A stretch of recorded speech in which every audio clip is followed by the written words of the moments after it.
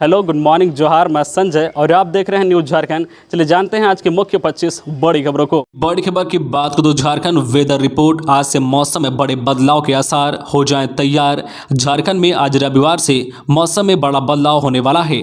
उत्तर पश्चिम एवं समीप के मध्य भाग में हल्के से मध्यम दर्जे की बारिश होगी।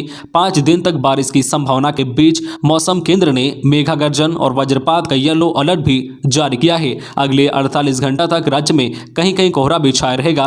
जानकारी के मुताबिक उत्तर भारत में सक्रिय पश्चिम विक्षोभ के प्रभाव से आज 9 जनवरी को डाल्टनगंज, गढ़वा, लातेहार, लोहरदगा, चतरा, कोडरमा और मध्य भाग के रांची समेत आसपास के अन्य इलाकों में बारिश हो सकती है। वहीं 10 जनवरी को उत्तरी और मध्य भाग, 11 और 12 जनवरी को राज्य के कई स्थानों पर और 13 जनवरी को राज्य के कुछ स्थानों पर बारिश हो सकती है। मौसम पूर्वानुमान में आने वाले 3 से 4 दिनों के दौरान न्यूनतम तापमान में 2 से 4 डिग्री सेल्सियस की बढ़ोतरी होगी। इसके बाद तापमान में बड़े बदलाव की संभावना नहीं है। मौसम विभाग से मिली जानकारी के मुताबिक राज्य में 5 दिनों तक बारिश के आसार हैं। बारिश की संभावना के बीच मौसम केंद्र ने राज्य में मेघा गर्जन और वज्रपात का येलो अलर्ट भी जारी किया है।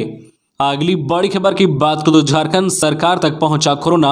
स्वास्थ्य मंत्री की रिपोर्ट पॉजिटिव। जमशेदपुर में हुए आइसोलेट। हेल्थ सेक्रेटरी पहले से हैं संक्रमित। झारखंड का स्वास्थ्य महकमा पूरी तरह कोरोना की चपेट में आ गया है। दर्जनों डॉक्टर और सैकड़ों हेल्थ वर्कर्स के संक्रमित होने के बाद अब राज्य के हेल्थ मिनिस्टर की कोरोना रिपोर्ट पॉजिटिव आई है। शनिवार को ट्वीट कर उन्होंने इसकी जानकारी दी है। उन्होंने बताया कि कुछ दिन से उनकी तबियत खराब थी, वे सर्दी खांसी से परेशान थे। इसके बाद उन्होंने कोविड जांच जांच में रिपोर्ट पॉजिटिव आई है। हेल्थ मिनिस्टर से पहले हेल्थ सेक्रेटरी अरुण कुमार सिंह भी कोरोना संक्रमित हो गए थे। वे पिछले 3 दिनों से अपने घर में आइसोलेट हैं। हेल्थ मिनिस्टर ऑफिस की तरफ से बताया गया है कि अभी वे ठीक हैं, उनकी तबियत स्थिर बनी हुई है। जमशेदपुर स्थित आवास पर आइसोलेट हैं। उन्होंने लोगों से अपील की है कि जो भी लोग पिछले कुछ दिनों से उनके संपर्क में आए हैं वे अपनी कोविड जांच करा ले। साथ ही उन्होंने लोगों से कोविड नियमों के पालन करने का आग्रह किया है। अगली बड़ी खबर की बात करें तो 125 हाई स्कूल +2 में होंगे अपग्रेड। शिक्षा विभाग ने कैबिनेट को भेजा प्रस्ताव। झारखंड के 125 हाई स्कूलों को +2 स्कूल में अपग्रेड किया जाएगा। स्कूली शिक्षा व साक्षरता विभाग ने इसकी तैयारी पूरी कर ली है। अगली कैबिनेट की बैठक में इस प्रस्ताव पर मंजूरी मिल जाने की पूरी संभावना है।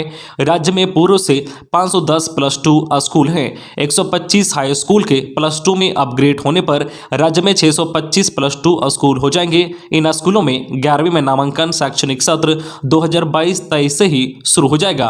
शिक्षकों की उपलब्धता के अनुसार इंटरमीडिएट के तीनों संकायों में नामांकन होगा और पढ़ाई शुरू होगी। साथ ही +2 स्कूलों में शिक्षकों की नियुक्ति प्रक्रिया भी शुरू होगी।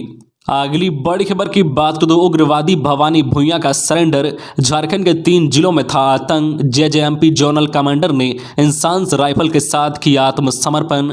झारखंड के गढ़वा, लातेहार और पलामू में आतंक का पर्याय माने जाने वाले मोस्ट वांटेड अपराधी भवानी भूंइया ने पलामू पुलिस के सामने आत्मसमर्पण कर दिया है।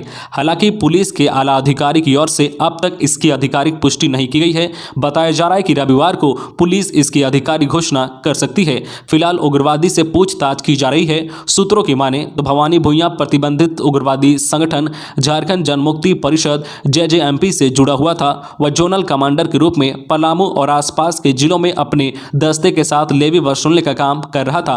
पुलिस की ओर से इन इलाकों में लगातार चलाए जा रहे छापेमारी के अभियान के कारण अब दस्ते का बचना लगभग असंभव हो गया था। लिहाजा राज्य सरकार की आत्मसमर्पण नीति के तहत मोस्ट वांटेड अपराधी ने अपना आत्मसमर्पण कर दिया है। बताया जा रहा है कि उग्रवादी ने अपनी इंसास राइफल भी पुलिस को सौंप दी है। अगली बड़ी खबर की बात करें तो मंत्री सहित स्वास्थ्य विभाग के कई पदाधिकारी संक्रमित। झारखंड में एक्टिव केस 20,000 से पार। राज्य सरकार के पूरा स्वास्थ्य महकमा कोरोना से संक्रमित हो गया है। स्वास्थ्य मंत्री बन्ना गुप्ता शनिवार को कोरोना संक्रमित पाए गए हैं। इससे पहले विभाग के अपर मुख्य सचिव सहित कई पदाधिकारी, चिकित्सा पदाधिकारी तथा कर्मी कोरोना की चपेट में आ चुके हैं। शनिवार को भी राज्य के विभिन्न जिलों में बड़ी संख्या में संक्रमित की पहचान हुई है। इससे एक्टिव केस की संख्या अब 20,000 को पार हो गई है। शनिवार को विभिन्न जिलों में बड़ी संख्या में संक्रमित की पहचान हुई है। इसमें पूर्व सिंहभूम में 1043, रामगढ़ में 387, देवघर में 281, बोकारो में 278 नए संक्रमित मिले हैं। अन्य जिलों में भी बड़ी संख्या में संक्रमित की पहचान हुई है। वहीं राज्य में एक्टिव केस की संख्या अब बढ़कर 20,000 से भी अधिक हो गई है। अगली बड़ी खबर की बात करें तो प्राथमिक शिक्षकों को प्रोफाइल अपडेट करने का निर्देश। प्राथमिक विद्यालयों में कार्यरत शिक्षकों को प्रोफाइल अपडेट करने का निर्देश दिया गया है। जिला शिक्षा अधीक्षक कमला सिंह ने सभी क्षेत्र शिक्षा पदाधिकारियों को पत्र लिखकर प्रारंभिक विद्यालयों में कार्यरत शिक्षकों का ई विद्या वाहिनी ऐप में शिक्षक प्रोफाइल अपडेट करने का निर्देश दिया है। उन्होंने पत्र में कहा है कि पूर्व में इस संबंध में निर्देश दिया गया था, लेकिन अभी तक सभी शिक्षकों द्वारा ई विद्या वाहिनी में अपना प्रोफाइल अपडेट नहीं किया गया है या निराशाजनक है। उन्होंने 3 दिनों के अंदर सभी शिक्षकों और पारा शिक्षकों को प्रोफाइल अपडेट करने का निर्देश दिया है। साथ ही ऐप में अपना प्रोफाइल अपडेट करने के बाद उसकी प्रिंट कॉपी डीएसपी कार्यालय में जमा करने का निर्देश दिया है। खबरों में आगे बढ़ने से पहले आपसे रिक्वेस्ट है कि अगर आप चैनल को सब्सक्राइब नहीं किए हैं तो प्लीज चैनल को सब्सक्राइब करके बेल आइकन प्रेस कर दे, जिससे आपको झारखंड की हर छोटी बड़ी खबर का अपडेट आप तक पहुंचता रहे। चलिए बढ़ते हैं खबरों की ओर। अगली बड़ी खबर की बात करें तो झारखंड में 234 चिकित्सा पदाधिकारी की होगी नियुक्ति। 11 जनवरी से भरे जाएंगे ऑनलाइन फॉर्म। राज्य के सरकारी अस्पतालों तथा स्वास्थ्य केंद्रों में 234 चिकित्सा पदाधिकारियों की नियुक्ति होगी। इनमें 232 पद सीधी नियुक्ति तथा 2 पद बैकलॉग नियुक्ति के हैं। झारखंड लोक सेवा आयोग ने इन पदों पर नियुक्ति के लिए अलग अलग विज्ञापन शनिवार को जारी कर दिया है। इन पदों पर नियुक्ति के लिए 11 जनवरी से 9 फरवरी तक ऑनलाइन फॉर्म भरे जाएंगे, जबकि 9 से 10 फरवरी को आयोग का लिंक परीक्षा शुल्क के भुगतान के लिए खुला रहेगा। चिकित्सा पदाधिकारी के मूल पद पर होने वाली नियुक्ति के लिए एमबीबीएस तथा मान्यता प्राप्त अस्पताल से 1 साल का इंटर्नशिप अनिवार्य योग्यता रखी गई है। नियुक्ति लिखित परीक्षा तथा साक्षात्कार के आधार पर होगी। रिक्त पदों के विरुद्ध 5 गुना से कम आवेदन मिलने पर केवल साक्षात्कार के आधार पर नियुक्ति होगी। अगली बड़ी खबर की बात करें तो सिमडेगा के हिस्से में एक और उपलब्धि। भारतीय महिला जूनियर हॉकी टीम के नेशनल कैंप के लिए 6 बेटियों का हुआ चयन। 17 से प्रशिक्षण। कभी नक्सली घटनाओं के लिए देश भर में चर्चित रहने वाला झारखंड का सिमडेगा जिला हॉकी खिलाड़ियों की नई नर्सरी के रूप में तब्दील हो गया है। जिले की 6 खिलाड़ियों का चयन भारतीय महिला जूनियर हॉकी टीम के नेशनल कैंप के लिए हुआ है। इसमें दीपिका सोरेन, ब्यूटी डुंगडुंग, प्रमोदनी लकड़ा, काजल बारा, रजनी किरकेटा तथा महिला टेट्टे शामिल हैं। हॉकी इंडिया के एग्जीक्यूटिव डायरेक्टर आरके श्रीवास्तव ने झारखंड हॉकी के जनरल सेक्रेटरी को पत्र लिखकर इन खिलाड़ियों के चयन के बारे में जानकारी दी है। अगली बड़ी खबर की बात करें तो झारखंड में 5 दिनों में ही 11% किशोरों का टीकाकरण। लातेहार व गुमला आगे, जामताड़ा सबसे पीछे। 15 से 18 वर्ष के किशोरों का टीकाकरण शुरू होने के बाद झारखंड में 5 दिनों में ही 11% को वैक्सीन लग चुकी है। इस आयु वर्ग के 29,98,000 लोगों को वैक्सीन लगनी है, जिसमें शनिवार तक 3 लाख से अधिक को वैक्सीन लग चुकी है। हालांकि राज्य के 15 जिले ऐसे हैं जहां राज्य औसत 11% से कम टीकाकरण इस आयु वर्ग का हुआ है। इसमें रांची भी शामिल है। किशोरों के टीकाकरण में वर्तमान में लातेहार सबसे आगे हैं। 7 जनवरी तक के उपलब्ध आंकड़ों के अनुसार लातेहार में जहां 29% तो गुमला में लगभग 25% किशोरों को वैक्सीन लग चुकी है। तीसरे स्थान पर पूर्व सिंहभूम है, जहां लगभग 21% को वैक्सीन लगी है। इस आयु वर्ग के टीकाकरण में सबसे पीछे जामताड़ा चल रहा है, जहां अभी तक 3% किशोरों को ही वैक्सीन लग पाई है। अगली बड़ी खबर की बात करें तो जमशेदपुर एसएसपी ने की कार्रवाई। कोर्ट हाजत से 2 कैदियों के फरार होने पर इंचार्ज सहित 3 निलंबित। जांच के आदेश। पूर्व सिंहभूम के जमशेदपुर में शुक्रवार को कोर्ट के हाजत से 2 कैदियों के फरार होने के मामले में वरीय पुलिस अधीक्षक डॉक्टर एम तमिल वानन ने सख्त कार्रवाई की है। शनिवार को इस मामले में कोर्ट हाजत के इंचार्ज समेत 3 लोगों को निलंबित कर दिया गया है। इसमें हाजत इंचार्ज नरेश सिंह, एएसआई संजीव कुमार और ललन मिश्रा शामिल हैं। अब तक कोर्ट से फरार कैदियों के बारे में पुलिस को कोई पुख्ता जानकारी नहीं मिल सकी है। एसएसपी ने पूरे मामले में जांच के आदेश दिए हैं। ज्ञात हो कि शुक्रवार को जमशेदपुर न्यायालय में पेशी के लिए लाए गए कैदी अमन लाल और सोनू यादव फरार हो गए। अगली बड़ी खबर की बात करें तो पीएलएफआई के 3 उग्रवादी गिरफ्तार। खूंटी जिला की पुलिस ने गुप्त सूचना के आधार पर छापेमारी कर पीएलएफआई के 3 सदस्यों को अवैध हथियार के साथ गिरफ्तार किया है। इसकी जानकारी देते हुए जिला पुलिस अधीक्षक आशुतोष शेखर ने बताया कि गिरफ्तार अभियुक्तों के पास से पुलिस ने एक कट्टा, 303 बोर की 2 गोली, 7.62 बोर की 2 गोली, प्रतिबंधित उग्रवादी संगठन पीएलएफआई का 2 पर्चा, 3 चंदा रसीद और 2 मोबाइल फोन बरामद किया है। तीनों की गिरफ्तारी जरियागढ़ थाना क्षेत्र के रेंगड़े गांव के निकट बास्की टोंगरी से की गई है। अगली बड़ी खबर की बात करें तो पूर्व सिंहभूम में कोरोना ब्लास्ट। शनिवार को मिले 1043 नए कोरोना संक्रमित।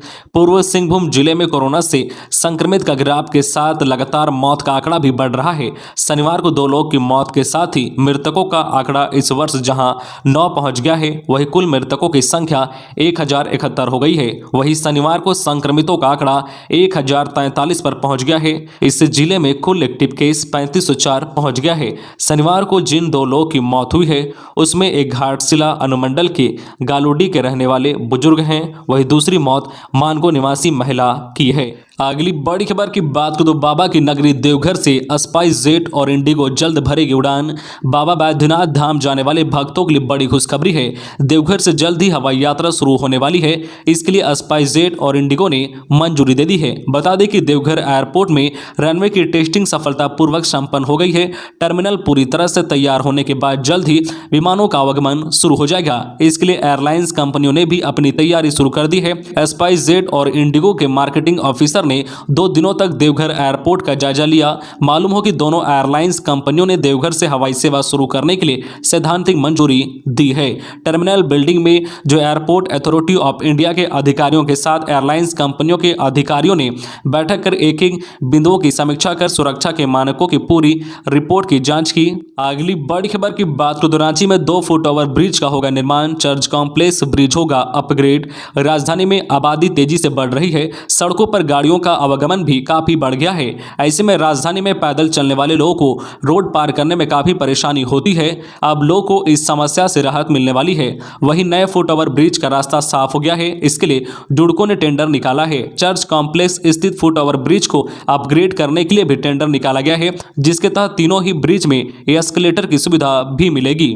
अगली बड़ी खबर की बात करें तो खूंटी में एसडीएम के नेतृत्व में चला विशेष मास्क जांच अभियान। राज्य सरकार द्वारा जारी दिशा निर्देश का पूर्ण अनुपालन सुनिश्चित कराने के लिए जिले के सभी प्रखंडों में सघन मास्क जांच अभियान चलाया गया। इस दौरान मास्क के बगैर पाए जाने वालों के प्रति प्रशासन ने सख्ती बरती और जुर्माना वसूला। शनिवार को जिले के विभिन्न स्थानों में चलाए गए जांच अभियान के दौरान कुल 77,150 रुपये जुर्माने के रूप में वसूला गया है। इसी क्रम में अनुमंडल पदाधिकारी सैयद जोहे रियाज अहमद के नेतृत्व में शनिवार को खूंटी मेन रोड व कर्रा रोड के अलावा अड़की प्रखंड के विभिन्न चौक चौराहों व दुकानों में मास्क जांच अभियान चलाया गया। बिना मास्क के लोगों व वाहन चालकों की गहन जांच की गई। इस दौरान आमजनों को कोरोना संक्रमण को लेकर जागरूक भी किया गया। अगली बड़ी खबर की बात तो झारखंड में लगातार दूसरे साल स्कूली बच्चों को नहीं मिल पाएगी साइकिल। ये है पेच। झारखंड में इस साल भी सरकारी स्कूल में पढ़ने वाले 6 लाख से ज्यादा छात्रों को साइकिल नहीं मिल सकेगा। कल्याण विभाग के द्वारा एसटी, एससी, ओबीसी और अल्पसंख्यक छात्रों को 8वीं की कक्षा में जाने पर साइकिल देने का प्रावधान है, लेकिन अब तक टेंडर फाइल नहीं होने से साइकिल की सवारी छात्रों को नसीब नहीं हो पा रही है। जबकि साइकिल खरीद के लिए 244 करोड़ रुपए विभाग के पास पड़े हुए हैं। यह दूसरा साल है जब राज्य के सरकारी स्कूल में पढ़ने वाले छात्रों के बीच राज्य सरकार साइकिल का वितरण नहीं कर पाई है। कल्याण विभाग के द्वारा जो क्लास 8 में पढ़ने वाले एसटी, एससी, ओबीसी और अल्पसंख्यक छात्रों को साइकिल देने का प्रावधान है, मगर कोरोना संक्रमण की वजह से वित्तीय वर्ष 2020-21 में साइकिल की राशि का वितरण नहीं हो सका। बाद में राज्य सरकार ने डीबीटी के बजाय छात्रों को साइकिल खरीद कर देने का निर्णय लिया, लेकिन 2021-22 में अब तक साइकिल खरीद के लिए टेंडर फाइल नहीं हो सका है। यानी क्लास 8वीं और 9वीं के छात्रों को राज्य की हेमंत सोरेन सरकार साइकिल देने में असफल साबित हुई है। अगली बड़ी खबर की बात करो तो धनबाद में प्रधानमंत्री नरेंद्र मोदी और भाजपा प्रदेश अध्यक्ष दीपक प्रकाश को गाली देने पर सियासी तूफान। भाजपा प्रदेश महामंत्री आदित्य साहू ने धनबाद की घटना को लेकर राज्य सरकार पर निशाना साधा है। आदित्य साहू ने कहा है कि धनबाद में भाजपा के कार्यक्रम में एक युवक द्वारा देश के प्रधानमंत्री व भाजपा के प्रदेश अध्यक्ष को गाली दे दी गई। उस युवक पर पुलिस ने कोई कार्रवाई नहीं की है, लेकिन भाजपा के कार्यकर्ता पर एफआईआर दर्ज हो गया है। इससे स्पष्ट है कि इस घटना के पीछे भी एक सोची समझी साजिश है। तंजा कसते हुए कहा है कि क्या गाली देने वाला युवक एक अल्पसंख्यक समुदाय विशेष से आता है, इसलिए मुख्यमंत्री चिंतित हो गए कि राज्य के अन्य समुदाय के लिए सरकार का कोई धर्म नहीं है। अगली बड़ी खबर की बात करें तो BMW कार से करते थे उग्रवादियों को हथियार की सप्लाई, पुलिस ने 3 युवकों को दबोचा। उग्रवादी संगठन PLFI अपना नेटवर्क लगातार मजबूत कर रहा है। रांची पुलिस ने इसका खुलासा करते हुए 3 सप्लायरों को दबोचा है। उग्रवादियों के इन सप्लायरों के पास से पुलिस को BMW और मॉन्स्टर जीप बरामद हुआ है। हालांकि इस सप्लायर गिरोह का मास्टरमाइंड फिलहाल पुलिस के शिकंजे से दूर है। उसकी तलाश में पुलिस की टीम लगी हुई है। पुलिस की जानकारी में जो बात सामने आई है उसके अनुसार ये लोग पिछले 2 वर्षों से PLFI उग्रवादियों को न सिर्फ दैनिक जरूरतों का सामान बल्कि गोला बारूद और हथियार भी सप्लाई करते थे। अगली बड़ी खबर की बात करें तो बच्ची की जान बचाने के लिए मुख्यमंत्री ने दिए आदेश। मुख्यमंत्री हेमंत सोरेन ने ट्वीट के जरिए रांची के रानी हॉस्पिटल में जिंदगी की लड़ाई लड़ रही 20 दिन की बच्ची को बचाने के लिए सख्त निर्देश दिए हैं। दरअसल विकास कुमार गुप्ता नाम के एक सामाजिक कार्यकर्ता ने मुख्यमंत्री हेमंत सोरेन से बच्ची की मदद करने की अपील की थी, जिस पर मुख्यमंत्री ने तुरंत एक्शन लेते हुए मदद पहुंचाई।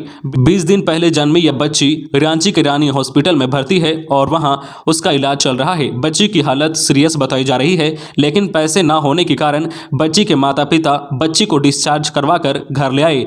इस बच्ची के परिवार को राशन कार्ड की सख्त जरूरत है, जिससे वह आयुष्मान कार्ड के जरिए बच्ची का अच्छे से इलाज करा सके। बच्ची का पिता जो है बोकारो के बेरमो प्रखंड का रहने वाला है। ट्वीट मिलते ही मुख्यमंत्री हेमंत सोरेन ने तत्काल बोकारो के DC को सभी आवश्यक स्वास्थ्य सुविधाएं उपलब्ध कराने के निर्देश दिया है और सहायता पहुंचाने के बाद सूचित करने का भी निर्देश दिया है। अगली बड़ी खबर की बात तो ICU बेड का शिलान्यास कर बोले मंत्री चंपई सोरेन, बनेगा 100 बेड का अस्पताल व ऑडिटोरियम। झारखंड के आदिवासी कल्याण सह परिवहन मंत्री चंपई सोरेन सरायकेला नगर पंचायत में लगभग 2 करोड़ की लागत से 15 योजनाओं व स्वास्थ्य विभाग द्वारा सदर अस्पताल में लिफ्ट व 6 ICU बेड का शिलान्यास किया। मौके पर संबोधित करते हुए मंत्री चंपई सोरेन ने कहा कि सरायकेला की ऐतिहासिक पृष्ठभूमि रही है। यहाँ का छाव नृत्य विश्व प्रसिद्ध है। यहाँ 100 बेड का अस्पताल का निर्माण किया जाएगा। इसके लिए जल्द ही जमीन चिन्हित कर सरकार को प्रस्ताव भेजा जाएगा। एक जो है AC युक्त ऑडिटोरियम का भी निर्माण किया जाएगा। अगली बड़ी खबर की बात करें तो कोल इंडिया ने वर्क फ्रॉम होम लागू किया, बगैर मास्क के कार्यालय आने पर रोक।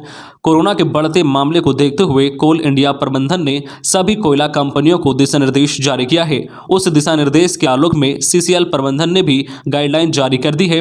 अधिसूचना के मुताबिक कंपनी के सभी जो है कोलियरी एरिया मुख्यालय एवं वासरी डिवीजन कार्यालय में किसी भी जो है कर्मचारी या आगंतुकों को बगैर मास्क कार्यालय प्रवेश करने की अनुमति नहीं होगी। साथ ही बिना किसी कारण के कार्यालय आने की अनुमति नहीं मिलेगी। वही कोल इंडिया में वर्क फ्रॉम होम लागू कर दिया गया है। कोल इंडिया मुख्यालय ने मुख्यालय में पदस्थापित कर्मचारियों के लिए सप्ताह में 3 दिन जो है फिजिकल ड्यूटी अनिवार्य किया है। यह ड्यूटी हर अल्टरनेट डे होगी, तभी वर्क फ्रॉम होम माना जाएगा। इसके लिए महाप्रबंधक जो कार्मिक AK चौधरी ने स्पष्ट दिशा निर्देश जारी किया है। कोरोना महामारी को देखते हुए कर्मियों को यथासंभव बचाव के साथ काम करने का दिशा निर्देश दिया गया है। अगली बड़ी खबर की बात करें तो ओमिक्रॉन है या डेल्टा वेरिएंट, कोरोना की लहर में भी झारखंड में मुश्किल है अभी जीनोम सीक्वेंसिंग। राज्य सरकार ने रांची स्थित राजेंद्र आयुर्विज्ञान संस्थान RIMS में जीनोम सीक्वेंसिंग लैब स्थापित करने हेतु मशीन खरीदने का आदेश तो जारी कर दिया है, लेकिन कोरोना की वर्तमान लहर में राज्य में ही जीनोम सीक्वेंसिंग होना मुश्किल लग रहा है। RIMS में यह मशीन लगने में 40 से 45 दिन लगने की संभावना जताई जा रही है। तब तक जो है राज्य में कोरोना की वर्तमान लहर ढलान पर होगी। ऐसे में ओमिक्रॉन की पहचान के लिए राज्य को भुवनेश्वर स्थित ILS पर ही निर्भर रहना होगा।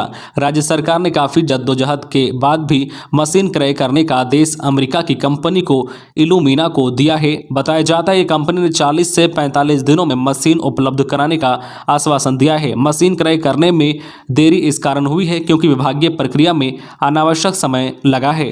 तो ये थी आज की झारखंड की टॉप बड़ी खबरें। इसी तरह झारखंड की हर छोटी बड़ी खबर देखने के लिए आप हमारे हमारे चैनल न्यूज झारखंड चैनल को सब्सक्राइब करके बेल आइकन प्रेस कर दीजिए, जिससे आपको झारखंड की हर छोटी बड़ी खबर का अपडेट आप तक पहुंचता रहे। तो आज के लिए बस इतना ही, हमें दीजिए इजाजत, फिर मिलते हैं नेक्स्ट न्यूज में।